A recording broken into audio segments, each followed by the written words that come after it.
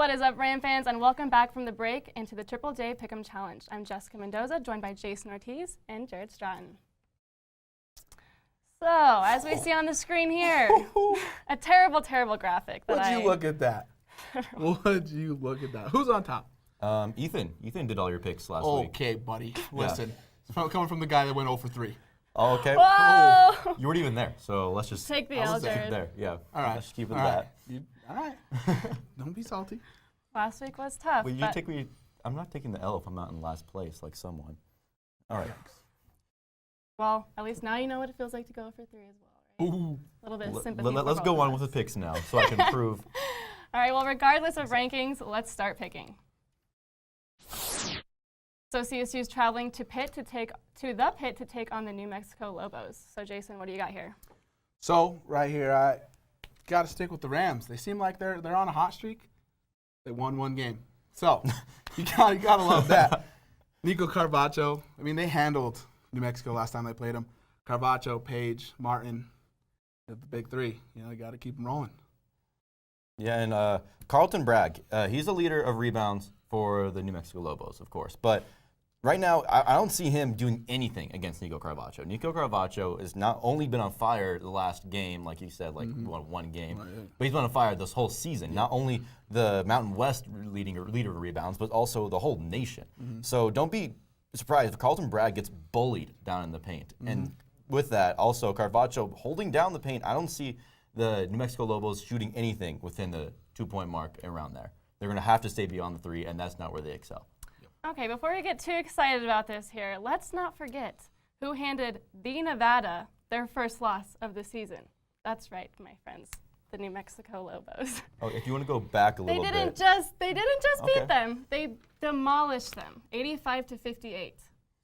And they played them again. Then CSU demolished New Mexico last time they played them. Yeah, by 16. My point here is that if UNM can do that to Nevada, they can definitely do that to CSU. But they didn't. They can step up to the plate. If they come out hot like they did against Nevada, where they got like a 20-6 lead in the beginning, I definitely think that they can take this game here. There's nothing that CSU has been doing that's super spectacular lately that's really going to give me the opportunity to say, okay, yeah, like for sure, these Rams are going to win this. Besides I just don't feel confident leading the nation in rebounds, other than that small you statistic. You literally dissed Jayson a couple weeks ago saying that the Rams are not going to win by rebounds. They didn't, because they didn't win that game. So you can't use that as your only... I was correct then. That was like your only point, Jared. They're going up against Carlton Bragg. All right. This is his 3rd college for a reason, because he's not very good. He was a 5-star recruit coming out of high school. Yeah, he's probably a 1-star now because... He's been held below 10 points the last 5 games. I'm sending this to Carlton. Anyway, please do. Well, let's roll into our second pick. We have number 4 Kentucky headed down south to take on number 7 Tennessee. Jared, what do you got on this one? Okay, real quick, I'm going to say I had faith in Tennessee last game, and that was clearly a bad choice. They lost by 17 points. That's not a fluke. That's not a bad game. That's a blowout. Tennessee got blew out that game, and not only that, Kentucky shot lights out from beyond the 3 when they played against Tennessee. They shot over 50%. That's insane. To play against a Tennessee team that's proved they're great on defense, they show that they're not, especially against Kentucky.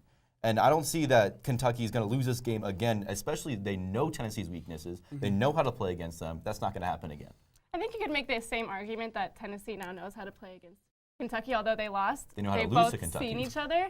I think that was a wake-up call for Tennessee, as well as their loss against LSU. And personally, for me, this is kind of like a feeling pick for me. I know they've been down the last couple weeks, but how embarrassing would it be for me if I pick Kentucky this time after picking Tennessee the last 2 weeks, and then Tennessee comes out and wins? ESPN said that Tennessee now has a 60% chance of winning this matchup. This time, they're at home.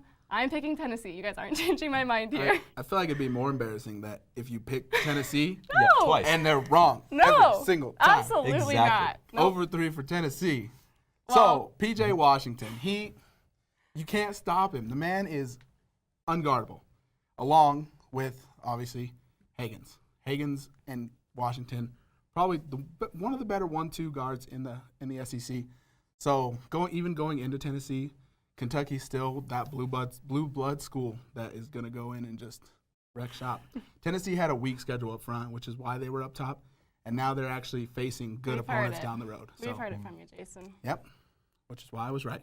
Well, we'll see.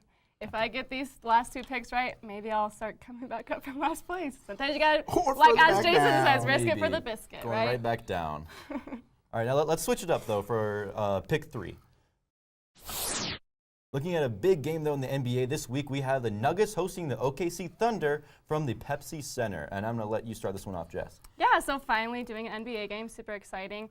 I'm picking the Nuggets. I know it was early in the season, so it's kind of hard to tell from there, but the Nuggets have already beat them in November and December, holding them to under 100 points each time. So I kind of am seeing this Nuggets defense kind of being like a kryptonite for OKC because they're one of the top scoring teams in the league. So the fact that they're used to scoring 115, 120, and they're only getting 98 points in each of their games against the Nuggets, I think that's huge for them. So I'm really excited to see this matchup. I think it's going to be a great game. Yeah. It's a pretty good game. I mean, I don't watch the NBA. I don't really watch it. So So just stop listening now. yeah, He's gonna say exactly. something crazy. It's not right. I mean, you got the stat stuffer, Brody. He Russell Westbrook. No, that's why I'm picking OKC. Russell Westbrook, Paul George. Those are my 2 picks. Okay, well, if you're going to say Russell Westbrook, he's a triple-double machine, yes. I'll give you that. But so is Nikola Jokic. And Nikola Jokic is a center. He's playing down low. He's going to be able to contain anyone down low.